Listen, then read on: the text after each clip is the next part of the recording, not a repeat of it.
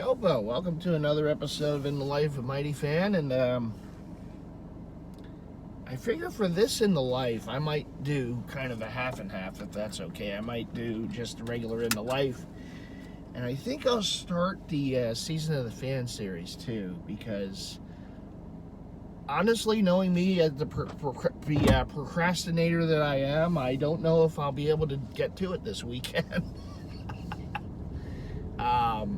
Because sometimes that's just how things go. That's kind of how I roll. I get lazy. I start watching football on Sundays, and I get in football coma. There's an early game too, because there's a the Steelers and Vikings. I think, where are they playing? In Dublin, I think it is.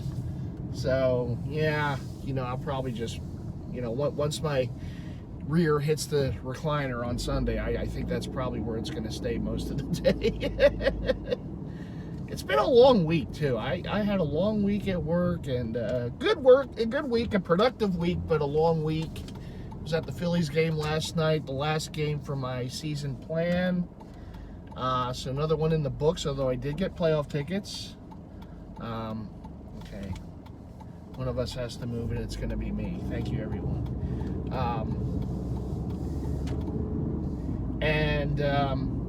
So the way it goes is that you have to put in for one game each round, even if they don't, advance, or if they don't have to play in that round, as it is this season. That the Phillies have the first round bye, so they won't be playing in the wild card round, which starts next week. So that the money from that ticket goes towards my next year plan. So it's pretty much like, less I have to pay for next season. I mean, I paid it, but it works out in the end. But any rate, that would have been bad. I thought maybe that light was still red because people were coming in, but no, people were just running the light. All right, I'm gonna go. Whoop, yep, okay. We're having fun. So any rate, so I had my first, so I did purchase like one game each round. So I have the first game I'll go to, I forget what game it is, what number, if it's game 2 or whatever it is, of the NLDS, the opponent to be decided. So first year I've done playoff tickets. The first time I went to playoff games was back in 2022.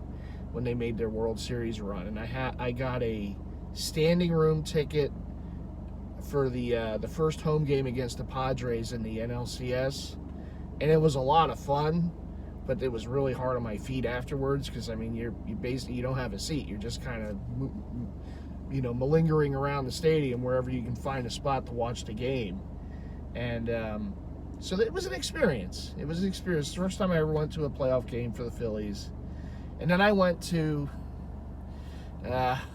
unfortunately, I did get a ticket to the World Series that year against the Astros. And I went to the game where the Phillies got no hit. And I was there. I left at the end of the, I couldn't watch them get no hit. It was just, no. Not in the World Series. Regular season game is bad enough, but you get no hit in the World Series. I don't like being on that end of the history. Even though it was history, it wasn't very good history for us. It was for the Astros, but it wasn't for the Phillies. I know we had. There's a big Houston fan that I believe he still follows me. And if he's still watching these videos, shout out to you. Well, your club this year, boy, he might not even make the playoffs. So there goes my chance at revenge on the Astros this year. Because Slim was asking me, if Phillies make the World Series, who do you want to play? And that's now obviously if they get in there.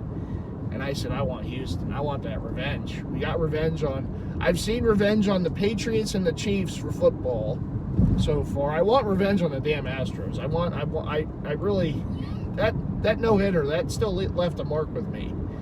But I said, if it's not going to be Houston, I want revenge on the Blue Jays. I want the Jays in the World Series.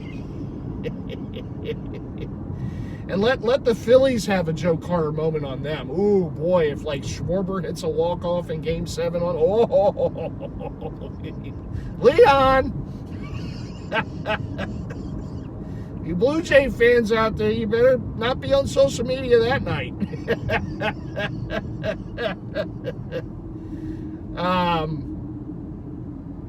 But no, yeah, so those are the only 2 times I've been to a playoff game for the Phillies so far. And so I'm 1-1, I guess, record-wise. I'd like to get over 500.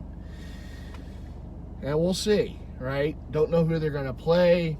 If I had my choice of teams, I mean, yes, the revenge factor would be there for the Mets if we played them again.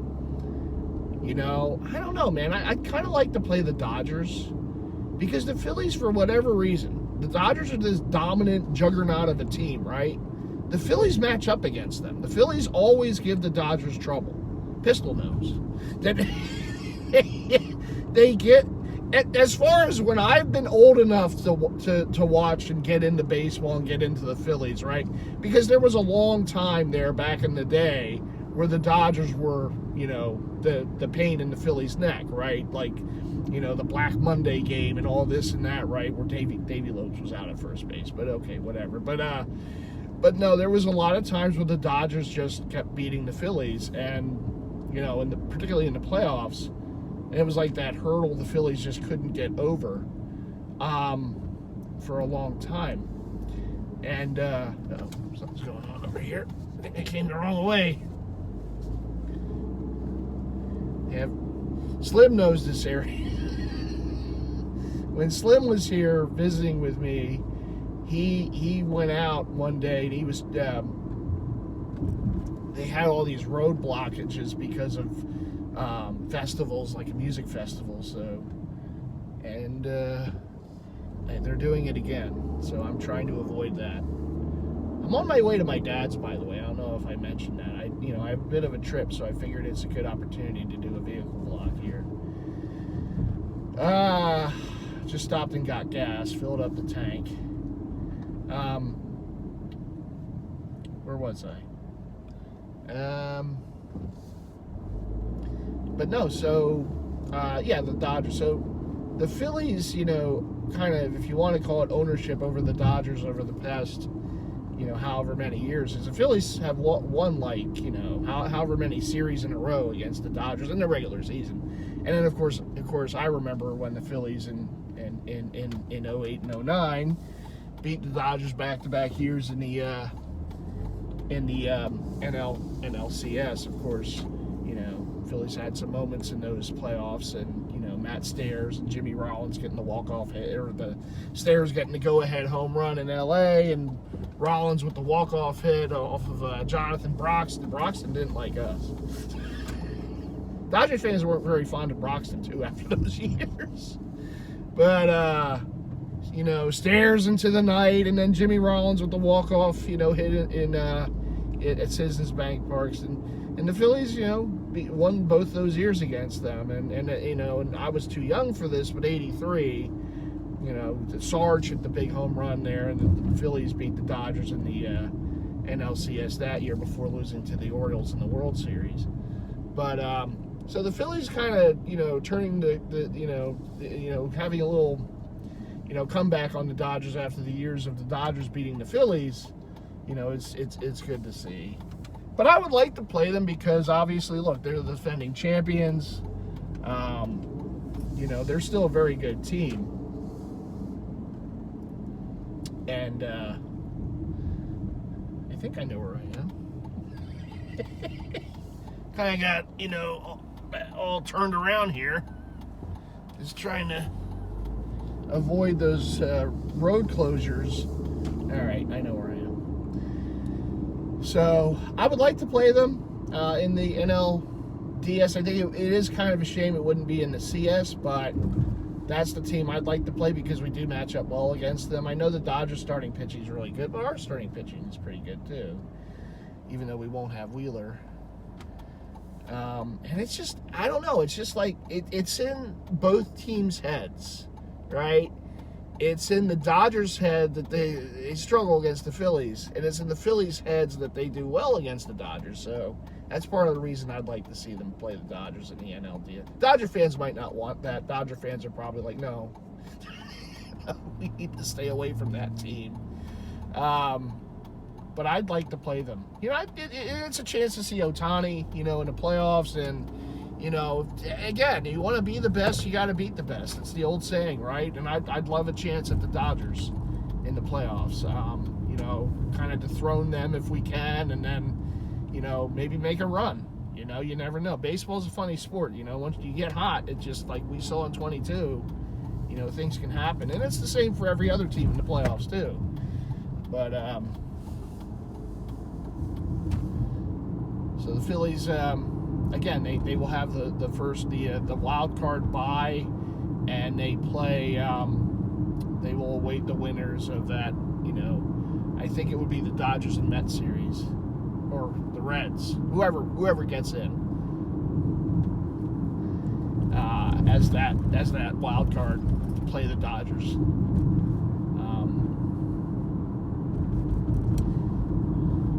I'm not unhappy to see the Diamondbacks get eliminated yesterday, because they were another bugaboo team for us, particularly in Arizona, where the Phillies just always seem to lose there. If the Mets get eliminated, I'm okay with that too, because the Phillies do struggle at Citi Field. Although, you know, it's like it's when you're playing your best baseball, right? So last year, the Phillies lost to the Mets, as we all know, and in the NLDS, and it was just, to me, it was like people like, oh, the Mets are in their head. It's like, I just think the Phillies were not playing very good baseball, and the Mets were playing, they were the hottest team in baseball going into the playoffs last year. If not the hottest, certainly one of the hottest, and they played like it. You know, they came into Citizens Bank Park in the NLDS in Game 1, and it was a close game, and Wheeler pitched a heck of a game. Phillies were up 1-0, I believe. And then the bullpen came in. And the thing about last year was, you know, it wasn't overly surprising to me that we lost that series, because the Phillies just, you know, since the London series, when we lost to the Mets, the Mets came from behind, we should have swept them in that 2-game series. But the Mets came back. They beat us. They beat the Phillies, I should say. And from that point on, it's like both teams kind of went in different directions. Because the Mets were horrible before that. Like, the Phillies were awesome, and the Mets were terrible. And it's like from that game on, the switch got flipped, and the Phillies started, you know, the wheels started wobbling, and the Mets just took off. You know, Met fans like to point to Grimace and the OMG. You know, I point to that game in London as when it kind of happened, when the turn kind of happened for both teams. And when we played them in the playoffs, like, in the back of my mind, I had confidence. You know, as a fan, you want to be confident. I had confidence, but at the back of my mind, I'm like, you know, the Phillies just aren't playing great, and the Mets are hot. And in the playoffs, as we know from back in, you know, 2011, when the Phillies lost to the Cardinals, they were the hot team, and we let them in, which really sucked, because all the Phillies had to do was just lose to the Braves. If they would have lost the Braves series at the end of the year, the Cardinals never would have made the playoffs, and we never would have played them. And sometimes there is something about that hot team, and maybe it's better to keep that hot team out of the playoffs and not let them in. And if it was in the Phillies' hands. And if I remember correct, one of those games in Atlanta, Phillies came from behind to win the game. And I'm not saying throw games, but I'm saying, you know, you got that hot St. Louis team there. Maybe just if we lose this game to Atlanta, it might not be the worst thing in the world. Because I think the Phillies would have handled the Braves. If they would have played the Braves in the playoffs that year, I don't think there's any chance the Braves would have. Never say never, but the Phillies would have walked over them. Whereas the Cardinals were the hot team. The Phillies still had a lead in the series, but just couldn't put those buggers away, and ended up losing 1-0 in that Game 7. or Game 5. Game 5 at Citizens Bank Park. Roy Halladay, rest in peace, on the mound, and just gave up one run in that game in the first inning, and we lost the game. And again, it didn't even have to come to that if we just would have lost one of those games to the Braves. But it is what it is, right? That's sports. You just never know. But no, I mean, last year, the funny thing about the playoffs last year, and that's how the playoffs are such a crapshoot. You just never know. The thing about, okay, I think I want to go straight. The thing about last year was the Phillies, one of their strengths going into the playoffs was the bullpen. And they had like one of the best bullpens in the league. And in the playoffs, they were terrible. They had the worst bullpen in the league. So, that's why you never know. It's just such a, momentum is such a thing. And the Phillies in that Mets series last year, the bullpen, I just don't think they had an inning where they didn't give up runs. the Phillies bullpen. And they were so good during the regular season, and the postseason comes along, and they can't get anyone out. Including that Lindor grand slam in New York. Just couldn't get anyone out in the bullpen the whole series. In Game 1, again, Wheeler pitches as a gem. The bullpen comes in there, and the Mets start scoring runs. Vientos turns into Reggie Jackson, and the Mets just can keep scoring runs on the Phillies bullpen. So it's like you just had a feeling in that, going into the series, during the series, just not scoring with runners in scoring positions. It was like one of those just slow death kind of series, and it was tough. It was tough because it's the first time we played them, postseason and everything, and the Met fans are, Met fans, so you know what that is. So, it sucked losing to them. It would be nice to get some revenge on them this year. I do believe we can win a series against them, even if we had to win a game in New York. I think we could do it. I mean, we didn't do it during the regular season, but again, it's the regular season. I just think, we could beat them if we played them. Now, things can happen, right? I mean, as we know in sports, and stuff happens, and it doesn't work out. But in my opinion, if we had a chance at them again, I think we would beat them. I think we would beat the Reds. And I think we could beat the Dodgers. So I'm not going into this overtly confident, because as a Philly sports fan, you learn never to be overly confident. But I think I would like our chances against each one of those three teams. I really would. It would be tough. I mean, it probably, each one of those series could definitely go 5 games. Because in the divisional round, it's best of 5. Villanova has a football game going on here, so maybe I shouldn't have gone this way. But it is what it is. Right next to the stadium here, right here. Here, this is right in the university here. There's stuff going on over there, and both sides. Okay, so they got something going on in the field, and then they got, I think, a football game going. I think. I'm not up with the Villanova football schedule at this point, but they got police activity over here. It's probably for crowd control, traffic control, crowd control. So yeah, so this is Villanova. This is the Villanova where I'm sitting right now at the light. We're right at the university. Kind of show you how close Villanova is to me. I could have gone there. I was accepted at Villanova, but I ended up going to a smaller college, which now is owned by Villanova in Cabrini.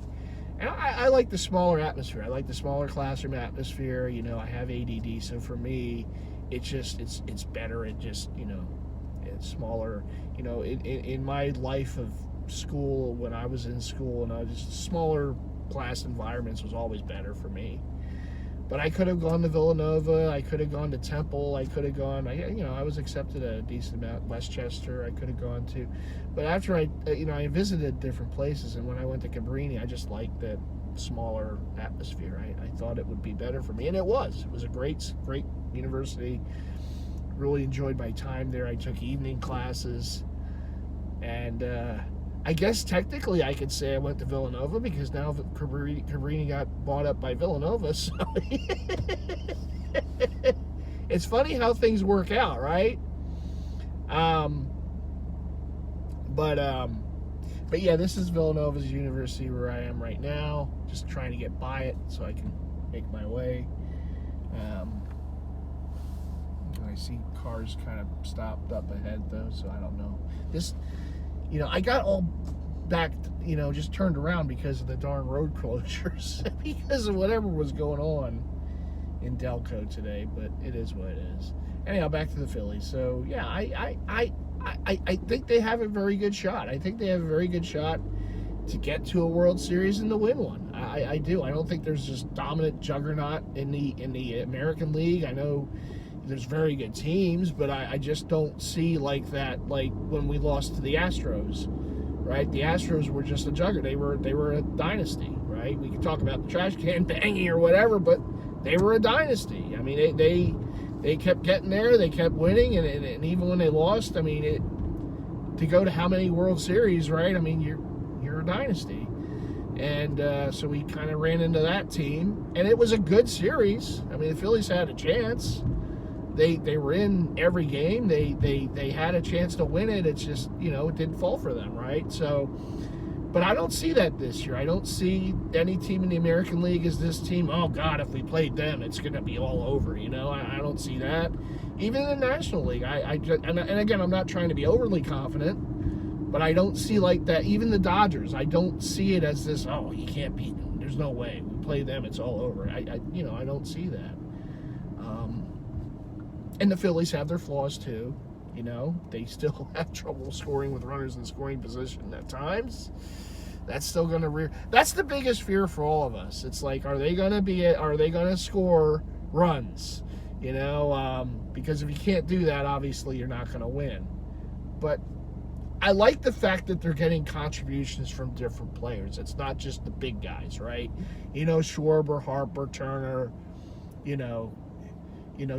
they have to come up, right, in the big spots too. But we are,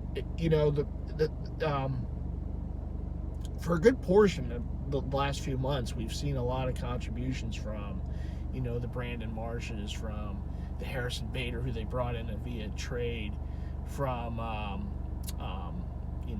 Otto Kemp, who they brought up from the minor league, from, just different guys, even Bryson Stott's hitting a little better now, certainly than he was, where he couldn't hit anything. Marsh too.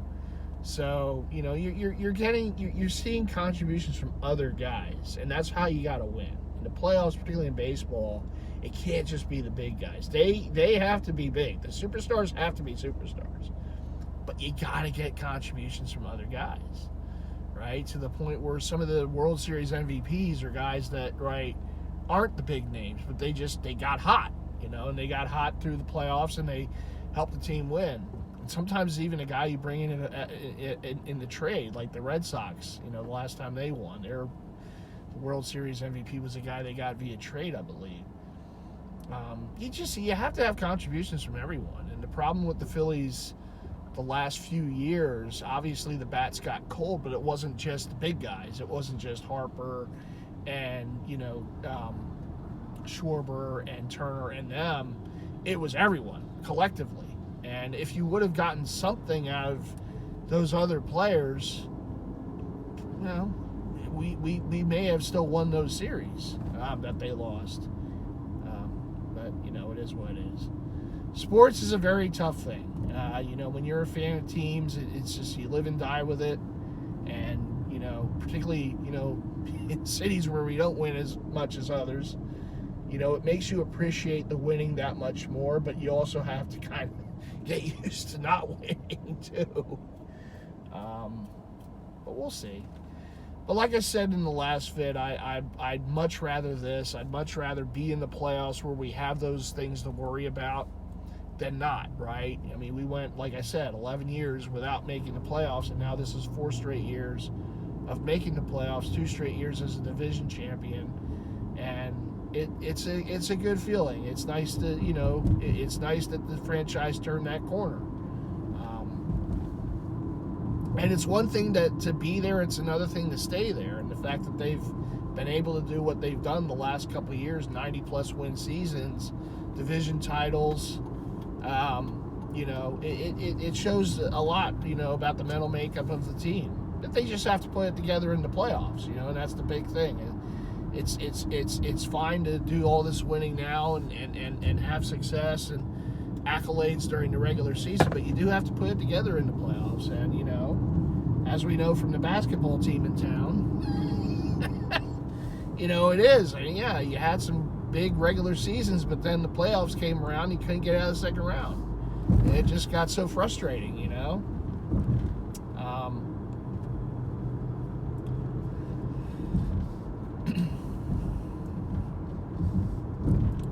But you know, I do have hope. I do have hope for the postseason. I think that, you know, they're playing their best baseball right now, and it's when you have to play your best baseball this time of year.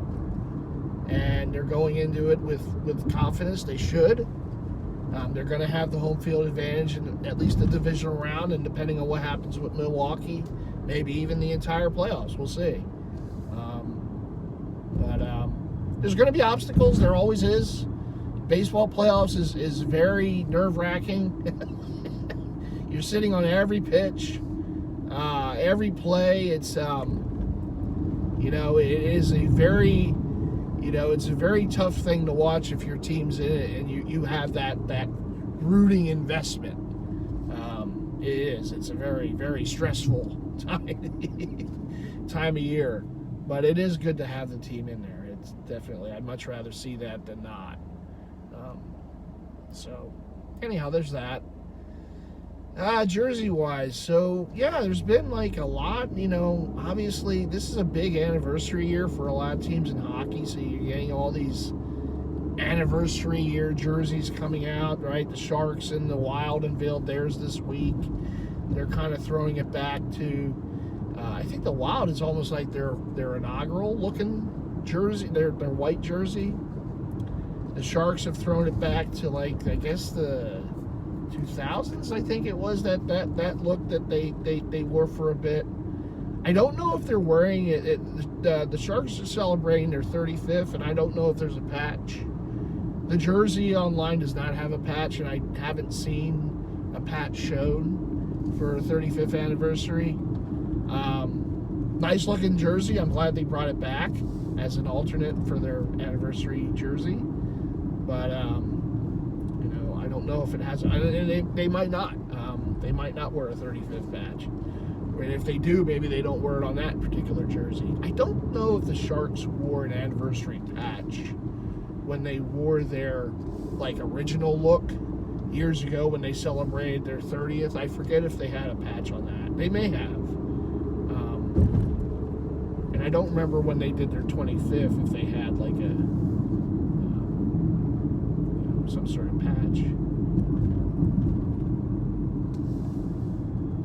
I think what it was is that they had the patch on the 30th, but it wasn't available for like Fanatics or something like that.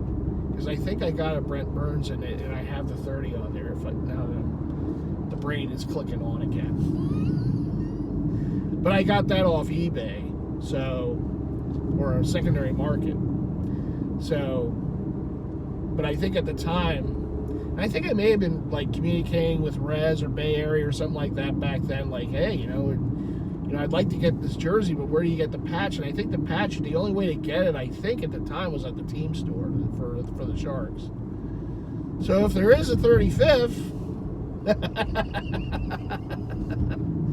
if I get a Celebrini jersey for it or something, and there's a 35th anniversary logo, you know, Rez.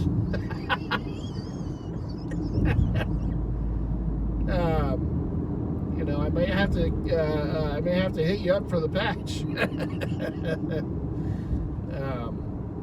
And the Wild looks good too. The thing though, the Wild, I know for sure they have their 25th. On one sleeve, on one shoulder, has the 25th. But I saw the jersey on Fanatics, it doesn't have the 25th. And that's the one thing that, and it goes back to the Adidas years. It's the one kind of gripe I still have.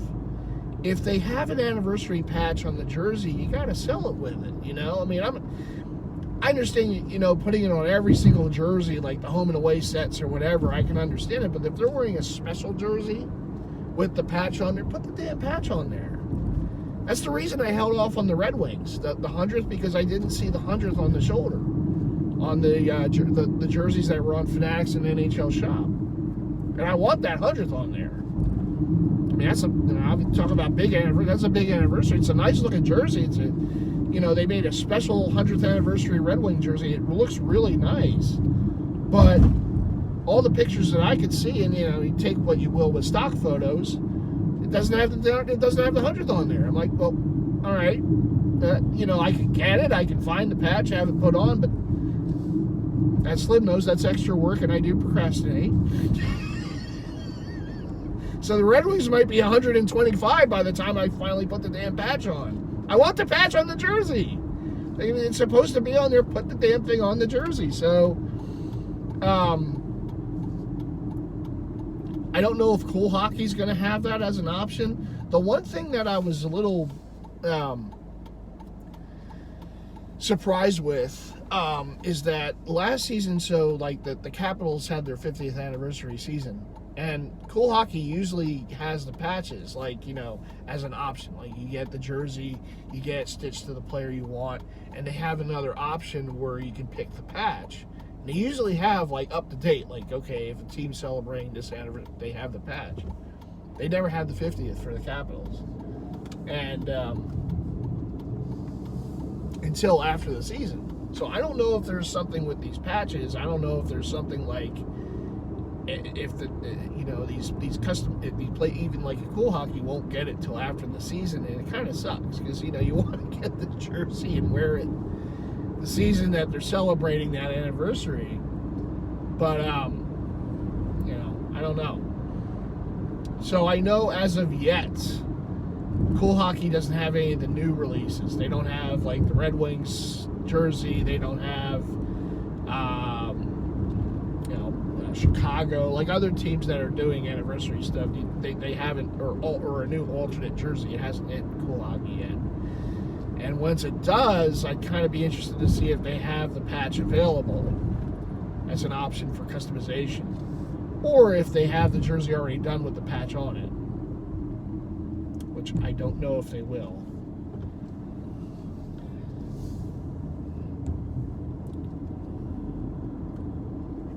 But to be continued on that. But I know that there are teams wearing nice looking anniversary, whether it's a classic jersey or a new jersey they made for it, like the Red Wings did. The Blackhawks, they just kind of tweaked their jersey. But so it's a big year, I think, for anniversaries with hockey teams. But the Wild looks really good. I would love to get a Kaprizov in it, but I need that damn 25th on there. It would bother me. It's like, well, this jersey's made specifically for the 25th anniversary season. It has a patch, but I don't see the patch on Fanatics. So I want to wait to see if Cool Hockey or something gets it and they have the patch available. Or I'll just have to wait till after. But then again, is the jersey still going to be available? That particular jersey is still going to be available after the season. I don't know. We'll see. And I don't believe Cool Hockey sells patches individually. So, I'll have to find. I would have to find that patch somewhere, eBay or something. And you can find them. I mean, finding an anniversary patch, particularly a current one, isn't the hardest thing in the world. But it's just one of those. It's like, well, it's an extra thing to do, and then I have to get accustomed onto the jersey, and I do a lot of complaining, you notice, for these things.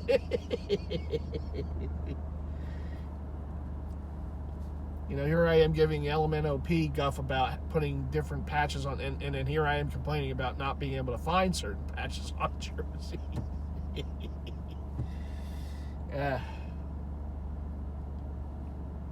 Shout out to LMNOP. Oh, my goodness. the perils of being a Jersey head. This is what happens. Always thinking of that next item, and then it has a patch, but no, Fanatics, I don't see it on there. Oh, let me see if I can find it elsewhere. It's Slim sitting there going, "Oh, if you would just get the patch and put it on the jersey." I got your patch there, Slim. Don't you worry about that. I just got the eye roll from Slim, probably.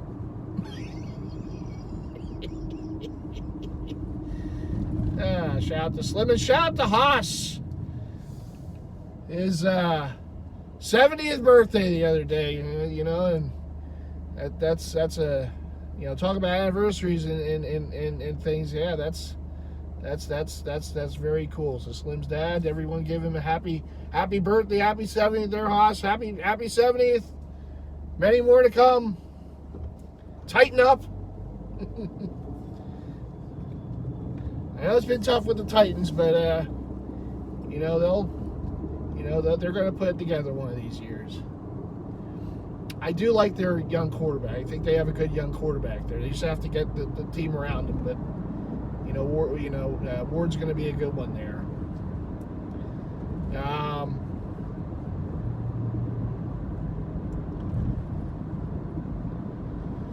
What else?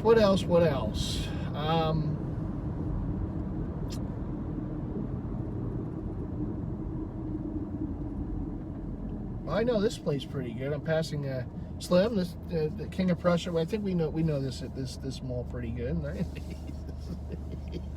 One of my haunts, although not today. I'm passing by and I can't go in. It's a sad day. I'll be there soon enough, baby.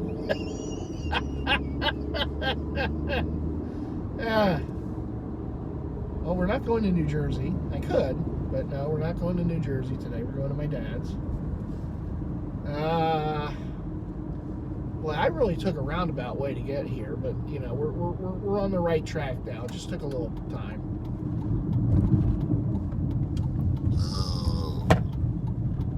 All right.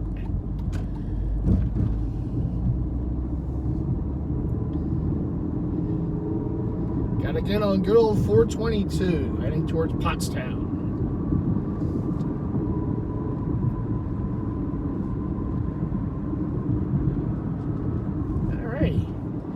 I guess heading to 422, here's a good chance to now flip it over to the Season of the Fan portion of the video.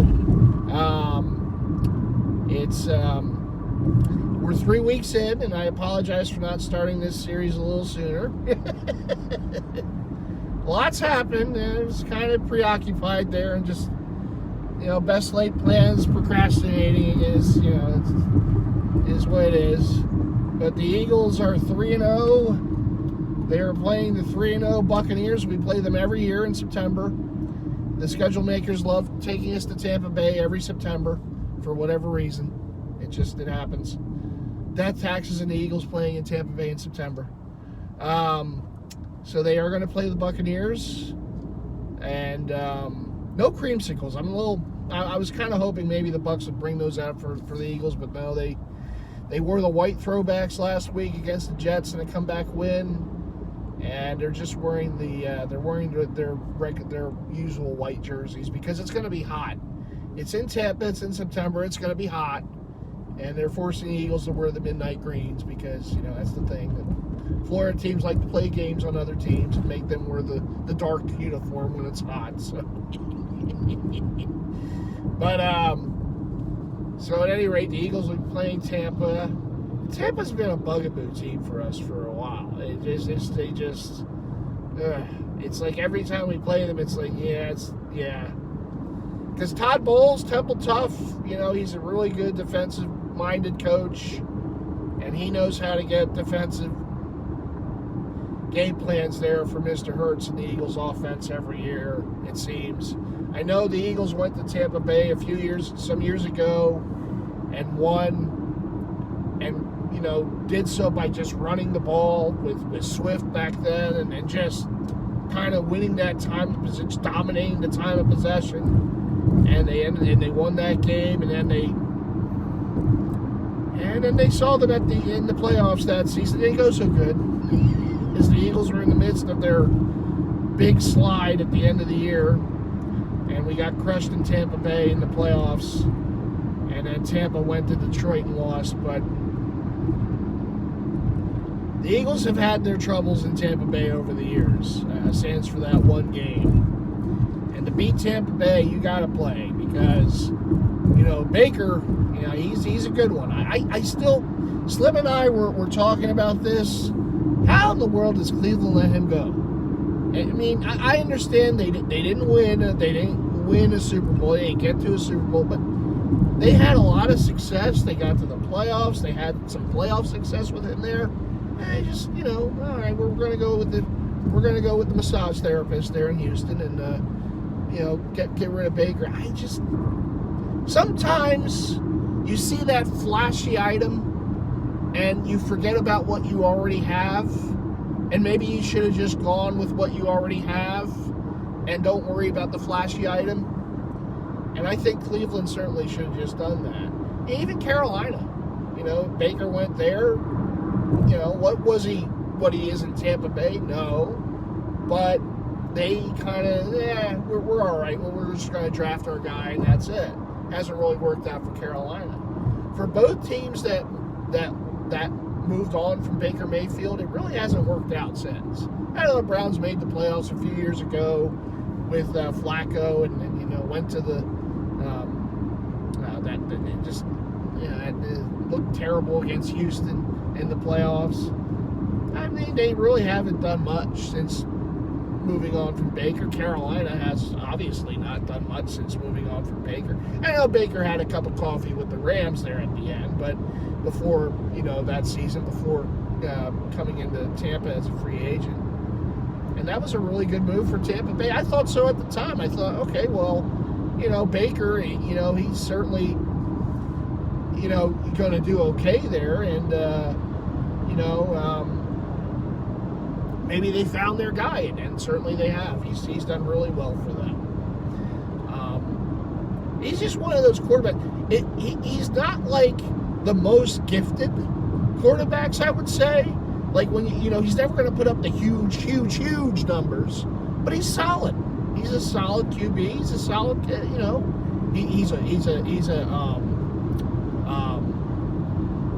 motivates the team every week, and then he's a solid quarterback in this league.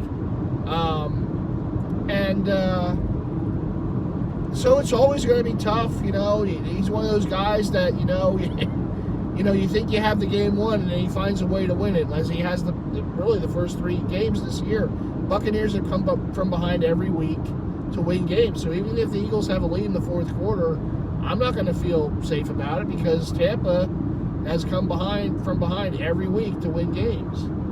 So until there's 3 zeros on the clock and you're ahead, that's how you know you beat them. It just seems Tampa's one of those teams this year. But they present problems. They've, like I said, Todd Bowles have always been able to develop a good defensive game plan against Jalen. He seems to blitz at just the right times and just make plays against the Eagles' offense. Now, last season when the Eagles played Tampa, it was their last loss. Think about this. Last September, the Eagles went to Tampa. Jalen Hurts was the quarterback. Jalen Hurts started and finished the game, and it was the last loss the Eagles have had up until going into this week that Jalen Hurts has started and finished the game. The Eagles lost the game in Landover last year against the Commanders. Jalen Hurts didn't finish that game. He started the game, and they had a decent lead with him, and then he left because of the concussion protocol. And Kenny Pickett, was the guy the rest of the way. And if Smitty would have caught that ball late in the fourth quarter, we would have won the game. But as it is, they lost that game, but Jalen didn't finish the game. So a game that Jalen Hurts has started and finished in completion The Eagles have not lost since Tampa Bay last September. That's remarkable. But remember, you can't win with Jalen Hurts. Just remember, there's other guys that are better.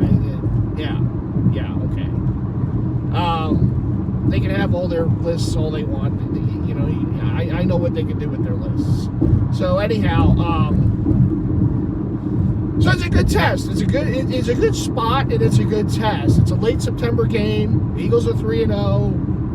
I think they put together a really good second half last week against the Rams. Boy, the Rams are really getting tired of the Eagles, aren't they?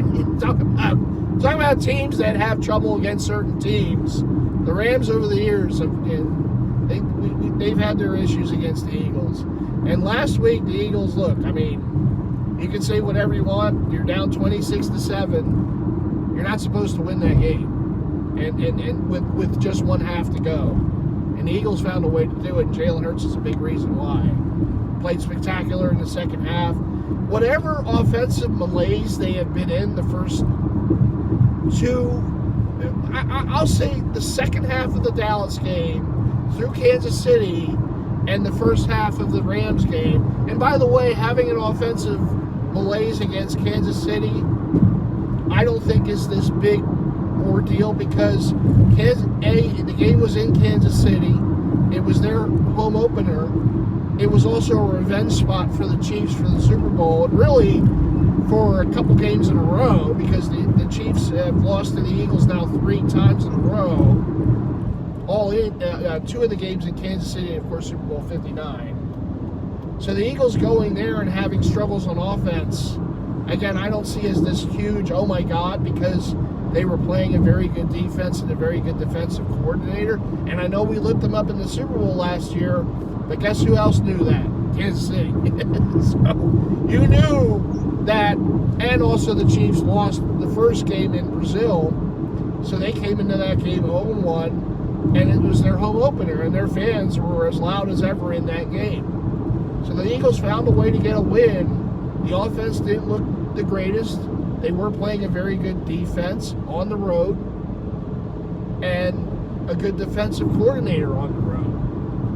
And yeah, they didn't look spectacular, but they found a way to win. And when you're a good team, when you're an upper echelon team, you find ways to win games like that. And the Eagles did that. And they got criticized afterwards for it. It's like, why? Did people not know how hard it is to win games in Kansas City? It's like, But at any rate, so the first half of the game last week did not look good, particularly offensively. Look, defensively, they made some stops, right? They held the Rams to field goals. If you don't hold the Rams to some field goals there, the Eagles lose the game, because if the Rams convert some of those field goals to touchdowns, it's over. There's no comeback. So you got to give the Eagles defense credit, at least, that they did hold the Rams in the red zone in some situations to field goals. And in the second half, just held the Rams down altogether. And the Rams did get in the field goal range a few times, and they got 2 blocks, right? The block by Jalen Carter, and then the block by Jordan Davis at the end that sealed the win.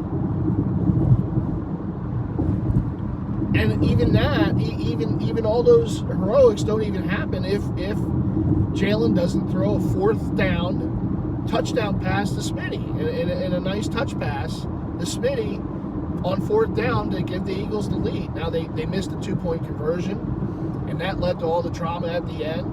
And I told Slim this because we watched the game together at the Turtle in Maryland, and they showed the kicker.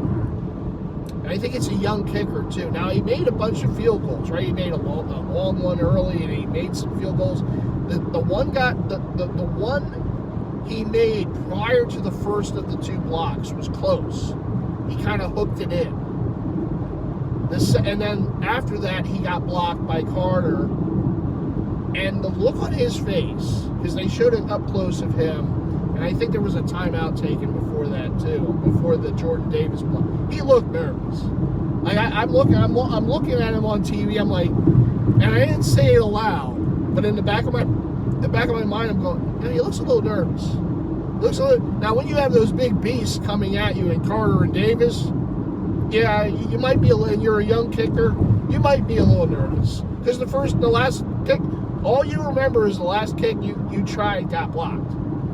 It's still sitting in there, and it wasn't that long ago that happened, right? It was earlier in the fourth quarter. It was the possession prior. So it's sitting there, right? And the look on his, you can see that he just looked a little like, yeah. And then they blocked out again. Did I expect another block there? No, but I when it happened, I'm like, oh. And it was quite an amazing finish to a game. It was probably one of the more unbelievable finishes to a game that I've seen in all the years of watching, and I've watched them since '92. So that certainly was quite a finish. So they're going up against Tampa this week, and they got, look, I mean, if they lose the game, look, they're 3-1. They're still having a great start to the season.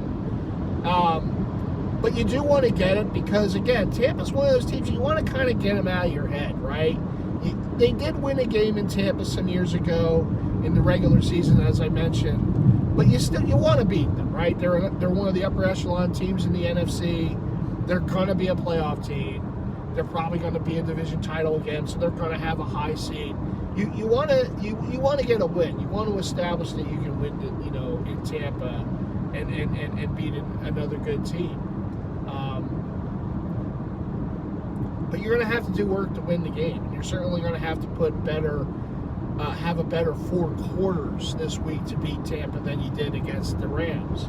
And nothing against the Rams, but if you go to Tampa and you struggle like they did last year, and I know last year they had a lot of injuries in that game, right? I think AJ, Smitty, Lane Johnson, all of them didn't play. They had some other guys not playing too. And I know this week they're walking into it.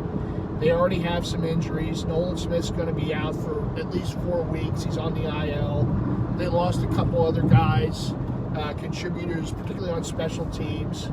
And there's also some talk about Vaughn having some sort of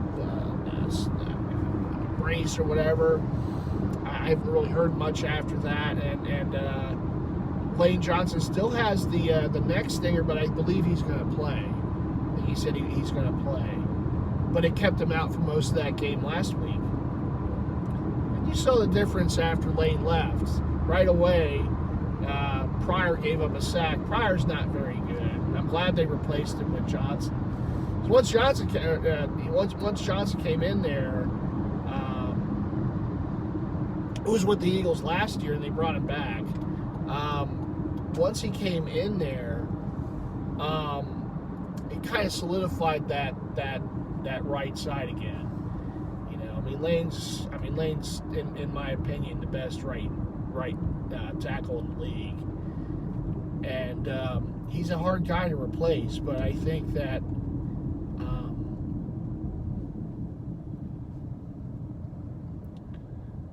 the other Johnson came in there and did a good job solidifying what Pryor couldn't do. And look, the Rams didn't get as much pressure on Jalen the rest of the game because of it. Like I said, the Eagles found a way to get a win, but again, gotta play better. Gotta play better against Tampa for 4 quarters, and find another way to win. People are getting tired of the Eagles winning. The Eagles have started turning into what the Patriots and the Chiefs. And when you win a lot, it happens, right? But, look, when the Eagles were having a lot of winning seasons and not winning Super Bowls, no one was making a deal of the Eagles winning. Once you start winning Super Bowls and you're winning and you're constantly, and we know this because we got tired of the Patriots, right? We got tired of the Chiefs. We get that. But speaking as an Eagle fan, a longtime Eagle fan, I can tell you about a lot of these years where, look, I'll take this because a lot of years I had to sit there and, it wasn't that long ago when we had that collapse. When we started 10-1 and then it just all went to hell, and I'm sitting there at the frigid Meadowlands with Slim, Saquon Barkley's last game as a Giant. We're getting our asses handed to us. We're being heckled by Giant. And when you get heckled by Giant fans, that's bad. And the Giants have not been very good at all. You're getting heckled by them. You're sitting there. You have to take it. And then, of course, the following week, we're getting blown out in Tampa in the playoffs. And then here we are a year later winning a Super Bowl and having a magical season. And here we are a year after that. We're 3-0, coming off a game where probably shouldn't have won, but found a way to win. Got 2 big blocked field goals and just found a way. And people are not very pleased. They just keep winning. Well, I mean, look, when you're a good team, you know, you're going to win games. So I'm sure there's a lot of people out there that want to see us lose to Tampa this week. And it could have happened, absolutely. Like I said, Tampa's a very good team. They're well coached. They got Temple Tough there, Todd Bowles, and they're a good team. And they do have the Eagles' number. They particularly in Tampa.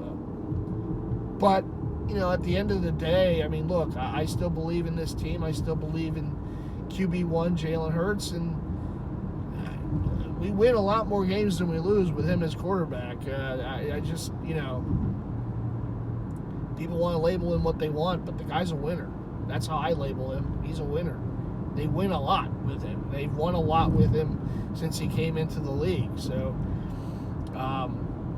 but yeah, I mean, the Tampa defense, it's probably the defense that's given him the most trouble over the years. And, you got to credit, Todd Bowles, you got to credit those players. They found a way to neutralize an offense that's very hard to neutralize. But Tampa's found a way to do it. And we'll see what happens tomorrow. I know they brought in this big 400-pound guy to try to stop the push. I don't know. We'll see.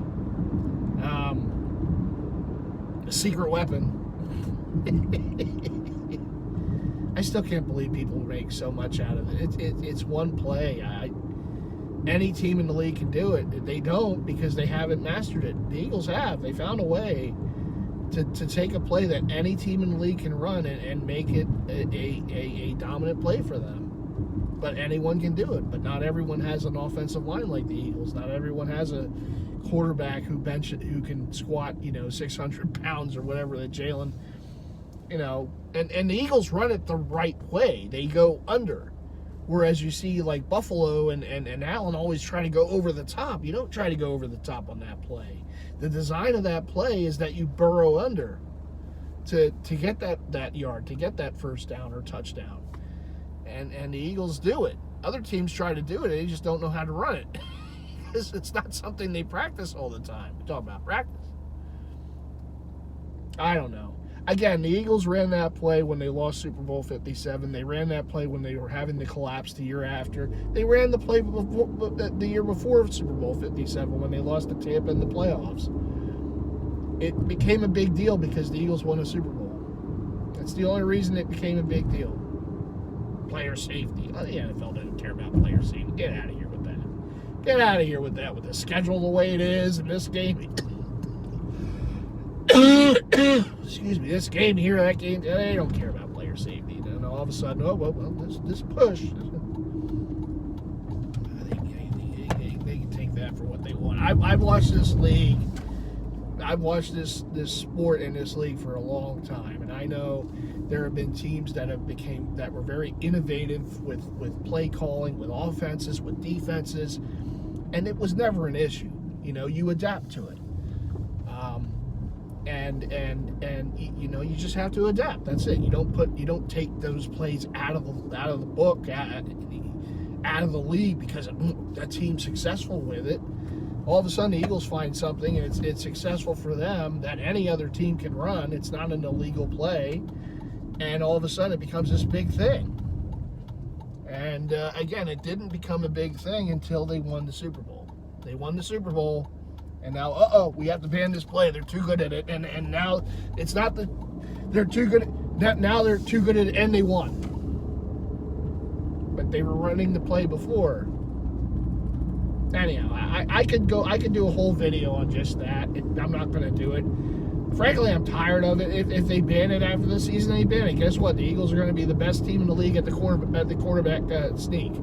So I guess that's the next play that we have to ban. because the Eagles they will be the best team in the league at the quarterback sneak. The Eagles, when Carson Wentz was here, when they weren't doing the push, I think it's like a Reuben Frank stat, something like 32 out of 37, the Eagles were good, successful at the quarterback sneak when Carson was here. And I will finish the push thing on this, is that the Eagles push is the same completion percentage from when they started it to now as the Patriots had with Tom Brady doing his quarterback sneaks. But they didn't want to get rid of the quarterback sneak back because the Patriots are too good at it. Tom Brady can't stop him at a quarterback sneak. The Patriots are doing a lot of winning. But anyhow, I digress from all of that. Big game tomorrow. Eagles, Bucks, 1 o'clock Eastern on, I believe it's either Fox or CBS. I forget. It's on one of those two networks. And it always gets me because it used to be the only way the Eagles were on CBS is if they were playing an AFC team. And now I think CBS can get some NFC games too. So, but they're on one of those two networks tomorrow at 1. Big game. Eagles at Tampa. It's the annual trip to Tampa in September. It's going to be real hot down there. Hopefully they bring some pickle juice with them and get a win. Do something that they've been very good at doing. Since you want to go back to the Andy Reid years, and winning games. And the Eagles have been very good at doing that. So we'll see what happens tomorrow night, or tomorrow afternoon, in hot Tampa. Eagles, Bucks, do it again. Another year, another matchup. And, we'll see. We have some guys out, but, you still got to play, right? Tampa's got some guys out, too. So it's going to be a war of attrition out there on the hot field, but we'll see what happens. But as always, go Birds, and thank you all for watching and contributing, as always, to the channel. What do you always got to do? You got to hit those likes, like. You got to do that. You got to make sure you hit the subscribe button if you haven't already done so. Again, I'm looking for 2K subs by the end of the year, and you can make that happen by hitting that sub button and hit the bell icon, so you always get notified to all future content from yours truly, whether it's the Season of the Fan series, whether it's the In the Life series, In the Life Iced series, or whatever else I have coming up. You never know. So you never want to miss an episode. So make sure you do those things, and it's free. So make sure to do it. All right, everyone, I'm going to go visit with my dad. I got to get a haircut, maybe get a little trim. What do you think? Someone made a comment, oh, your beard's getting out of control. It's mighty hard now. That's a bad memory from the Sixers, too. Oh, damn Celtics. Anyhow, I got to go, but I will see you all in the next one. You all take care. Have a great rest of the weekend, and enjoy the sports this weekend, too. All right, everyone.